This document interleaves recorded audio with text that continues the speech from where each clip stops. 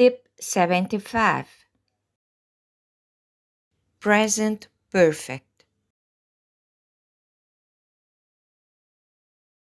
Actions that began in the past but are relevant in the present, or that ended in the recent past without specifying the exact moment.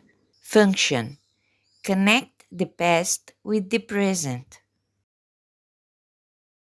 Construction: subject plus present tense of verb to have plus past participle of main verb. Examples: you have talked to Mary. She has visited Paris last week. Negative construction: subject plus present tense of verb to have plus not plus past participle of main verb. Examples: you haven't talked to Mary. She hasn't visited Paris last week. Interrogative construction: present tense of verb to have plus subject plus past participle of main verb. Examples: have you talked to Mary?